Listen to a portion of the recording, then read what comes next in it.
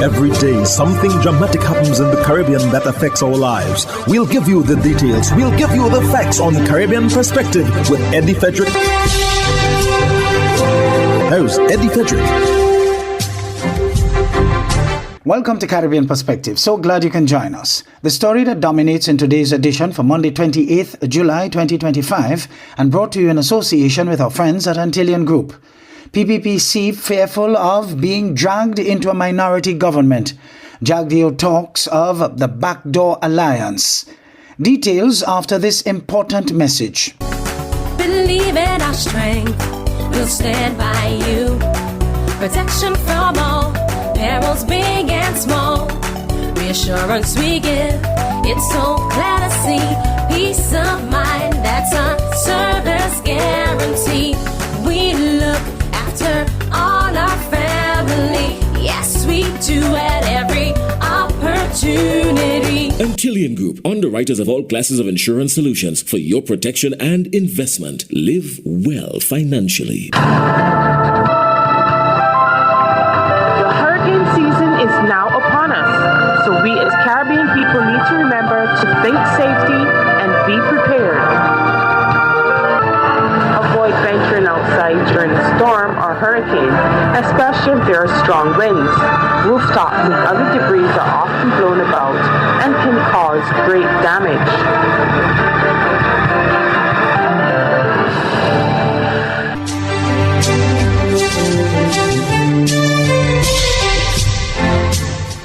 Welcome back. With the countdown to the September 1st general election and regional elections underway in Guyana, General Secretary of the People's Progressive Party Civic PPPC and Vice President Bharat Jagdeo is sounding the alarm over what he describes as a master plan by opposition forces to strip the ruling party of its parliamentary majority.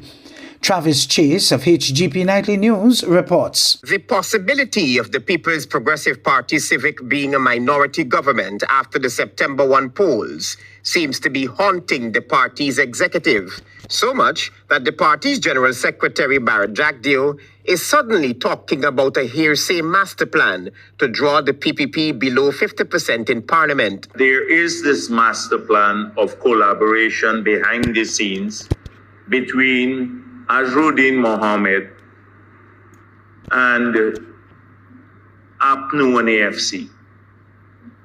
And the objective is to bring the PPP under 50% in the parliament. When former President Donald Ramotar headed the PPPC's ticket in 2011, the party garnered 32 seats, and the combined opposition held on to the 33 others. Ramotar had hoped then that such a parliamentary makeup would have been a walk in the park until he was forced to prorogue Parliament and the country was preparing for snap elections. Mr. Jagdeo is fearful of such a déjà vu, where every piece of financial paper went through scrutiny from the parliamentary majority. They're hoping for a repeat of 2011. You know, 2011, the PPP won the presidency but did not have the majority in parliament. And thereafter, the country suffered. An obviously worried Bharat Jagdeo accused the opposition of even collaborating with the devil to bring the PPPC to a parliamentary minority. And the sentiment is that we will collaborate with the devil. We just don't hate the PPP so much. We don't want PPP. For whatever, even if they do a great job, we just don't want them. The party's General Secretary was then pressed for an answer on should the PPP be pushed into a minority. Would the party be willing to work with any other candidate from any other political party or parties? We've done our polls, and I'm sure they have done the polls too, and they know what the outcome is. It's unhinging a lot of people. And they've already made it clear, anything but the PPP, that's their motto now, anything but the PPP, APNU and AFC and any of the others. Mr. Jagdeo then cautioned his party's supporters to be vigilant at the polls. Travis Chase, HGP Nightly News. Clement Mosombo reports that Haiti is really in crisis, with gang members controlling a majority of Haiti's capital, possessing more firepower than the police. Kenyan police are leading the security forces there in an effort to take back territory. Port-au-Prince, the Haitian capital, is now a battleground. Gangs have taken over nearly 90% of the city, according to humanitarian agencies. The United Nations Office on Drugs and Crime reports that armed groups have access to assault rifles, ammunition, and logistics that far surpass the capabilities of the national police. In some neighborhoods, gangs act as the government, judge, and the executioner. The police seem to have lost control of key institutions, including police stations and prisons. And now the task of restoring some semblance of order in Haiti has fallen in part on Kenyan shoulders. Over 1,000 Kenyan police officers were deployed under the Multinational Security Support Mission, an international response to a crisis many say has reached catastrophic levels. Kenya leads the mission, backed by the United Nations and countries like the United States, which have pledged logistical support and funding. But peace in Haiti remains elusive. Over 600,000 people have been displaced. Thousands have been killed or wounded. Schools are closed. Hospitals have been ransacked. Aid workers are increasingly being targeted, and some UN officials now warn that the situation could soon resemble a failed state. The UN has raised alarm over sexual violence, forced recruitment of children, and an alarming rise in hunger. In some areas, families are boiling leaves to survive. However, Kenyan officers continue to navigate the complex terrain, facing language barriers, political hostility, and the threat to frequent ambushes. Morale remains cautiously optimistic, but concerns linger about how long they can sustain their position without broader international support behind the scenes, especially as there is no clear communication regarding those who go missing during the peacekeeping mission. Clement Masombo, KTN.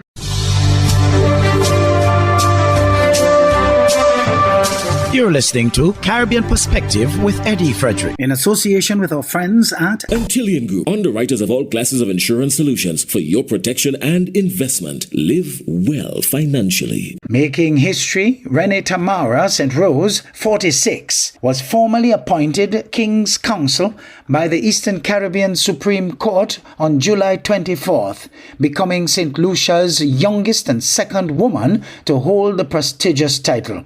Gina Felipe of HTS News Force reports. On Thursday, a ceremony celebrated a historic milestone for St. Lucia as Renee Tamara St. Rose became the youngest and second woman appointed as His Majesty's King's Counsel. Born and raised in Vieux-Fort, St. Rose was called to the bar in England and Wales in October 2002 and later admitted to the bar in St. Lucia in November 2002. She joined Foster's law firm in 2003, where she built a distinguished practice in commercial and corporate law. Peter Foster, King's Counsel, described her as a backbone of the firm. Renee was no pushover. Claire and I tested her on day one by giving her an assignment for her to work on her own as a test. It seems we did that quite often. She met the challenge head-on. She produced excellent work and has continued doing so since. She was and continues to be her own person, a powerhouse, a no-nonsense, sensible, intelligent, hard-working lawyer. The only person she gives undevoted time to away from work are her two nieces, Chloe and Layla, whom she adores beyond words. They are her everything.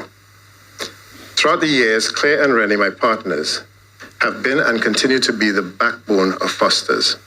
St. Rose was officially appointed as of April 2nd, 2025, marking a significant milestone in her legal career. The quote, Legal Eagle says her first day at Foster's truly defined her career as her life underwent a quote, 180-degree spin. She credited Peter Foster, King's Counsel, for helping elevate her to the esteemed rank. Peter and Claire together have made me who I am in this profession. Peter, my mentor, my teacher, my champion. Thank you for your relentless faith in me, for schooling me, pushing me, and refusing to let me doubt myself, for trusting me and encouraging me to lead and argue our complex litigation, which experience has resulted in this achievement. Thank you for insisting I submit this King's Counsel application when I thought I might be too young, and for always lifting the standard of what we should expect of ourselves and our profession. St. Rose has held several leadership positions within the legal community, including President of the Bar Association of St. Lucia and Chair of the St. Lucia Legal Aid Authority. She currently sits on the Disciplinary Committee of the St. Lucia Bar Association, as well as the Council of the Commonwealth Lawyers Association. Today is emotional for me. It is emotional for me because it is personal. It is personal for me because I have known Miss St. Rose from day one on this legal journey. Attorney General Leslie Mondesi congratulated St. Rose, attributing her milestone appointment to hard work and dedication. Miss St. Rose's journey has been one of continuous hard work, perseverance, and the pursuit of excellence in the practice of the law. If you happen to pass by the chambers of forces on a Saturday morning, and I mean any given Saturday morning, you would religiously notice her vehicle parked right there at work. This surely demonstrates that there is truly merit in hard work and discipline, and this is an example for us all to follow as legal practitioners. The King's Counsel Protocol outlines its objective as, quote, the award of King's Counsel is for excellence, made to experienced senior practitioners who have demonstrated their competencies to a standard of excellence. The local law fraternity embraced the appointment, which they hope will inspire the next generation of lawyers. Gina Filippi, HTS News Force. Altovis Munnings of ZNS News of the Bahamas tells us the International Court of Justice issues opinion on climate change matters. Well, the International Court of Justice issuing a landmark advisory opinion affirming that the Bahamas and other vulnerable nations have long argued. Major polluting countries have a legal obligation to reduce their emissions and provide support for the damage they've caused. Altovis Munnings takes it from here. The International Court of Justice's ruling recognized climate change as a, quote, urgent and life-threatening crisis, end quote, driven by human activity. This declaration reinforces the legal responsibility of nations to protect the environment and the people who depend on it. That's from an Office of the Prime Minister press release issued Wednesday, which also declared that while the ICJ's opinion is advisory and not legally binding, it sets a powerful precedent by establishing a solid legal foundation that small island states can use in future litigation and international negotiations to hold high-emitting countries accountable. The OPM contends the ICJ's decision marks a significant shift, transforming climate action from a moral imperative into a legal duty under international law. For the Bahamas, this ruling strengthens the tools available to demand both meaningful emissions reductions and compensation for climate-related loss and damage. Climate change champion Prime Minister the Honorable Philip Davis brands the ICJ's ruling as seismic, noting that the Bahamas now has the legal backing to hold major polluters accountable for the harm inflicted on the Bahamian people and our islands. From a legal standpoint, Attorney General and Minister of Legal Affairs, Senator the Honorable Ryan Pinder, underscores that the ICJ's decision forces the world's largest polluters to help repair the damage they caused, because this is not charity, but a legal obligation. Officials of the Office of the Prime Minister's Climate Change and Environmental Advisory Unit echoed similar sentiments. The Office of the Prime Minister's release concluded that the Bahamas remains committed to leading in the global fight for climate justice and will leverage this decision to push for urgent and concrete action from the international community. Reporting live in studio, I'm Altovis Munnings. Back to you.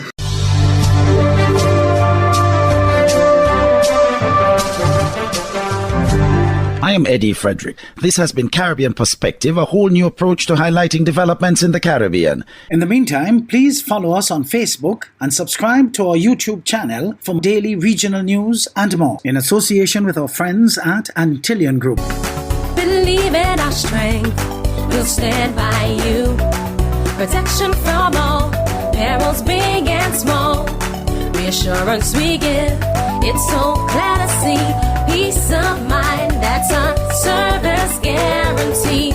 We look after all our family. Yes, we do at every opportunity. Antillean Group, underwriters of all classes of insurance solutions for your protection and investment. Live well financially.